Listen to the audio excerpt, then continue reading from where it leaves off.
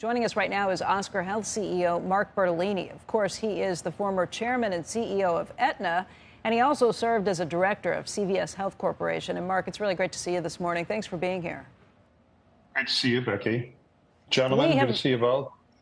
We have been trying to figure out what this new administration is going to mean for healthcare. One thing seems certain, that there will be changes.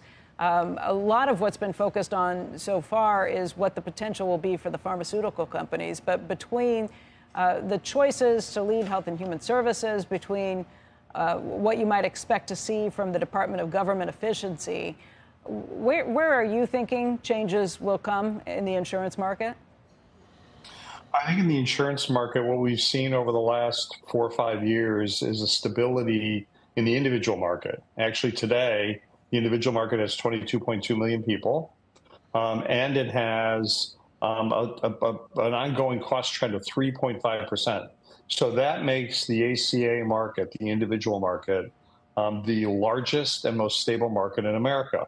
And I think that is where the future lies for healthcare, getting more people into the individual market that meets the needs of what the Republicans have talked about for a long time, which is how do we get competitive products at affordable prices in ways that people like the products they're buying. So I think we've got a good future, actually. Well, the Speaker of the House and others have mentioned that they're looking at ways to either change or roll back parts of Obamacare, which is the ACA. How do you think those changes will take place? You point out that it's more than 22 million Americans that are now living there. The reason it didn't get changed probably under the last Trump administration is people like their health care insurance. But there's a lot of problems with health care. It's a huge and expanding part of the federal budget, and there are some serious problems with the entire system, people trying to figure out how to make that system better. Well, when you look at small group and middle market, which are fully insured products today, Becky, what you have are trends that are in the double digit year over year in rate increases. We have been keeping mid to low single digits in the ACA.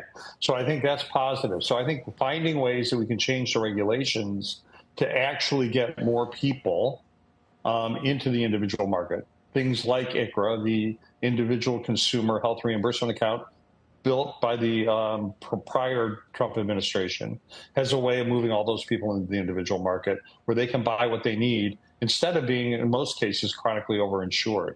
In the Medicaid market. Mark, the problem with that, let's just talk about that for a second. ICHRA had some huge proponents, and there is something to be said for getting gig workers covered when they don't have coverage at this point.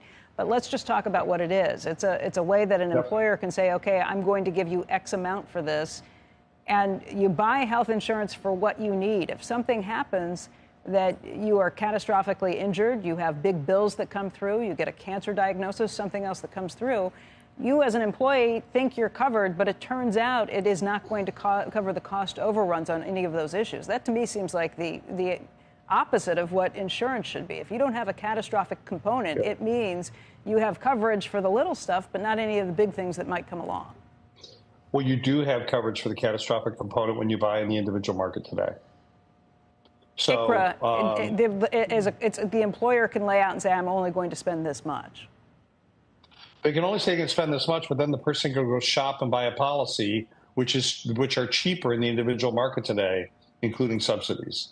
And but if you know something is bad happening, that's one thing. If you don't realize that you could be in for, let's say, a cancer diagnosis, you could be out of luck. I think the plans that today are largely zero premium plans are bought by a lot of people who want a safety net whenever they have a catastrophic event. And so we see a lot of people purchasing that way. They like the product. It has deductibles, but with an ICHRA account, if you buy down, you have extra money left in your defined contribution amount that you can buy or pay for those deductibles and extra costs. But it's still, all those policies have catastrophic coverage, and they have out-of-pocket limits.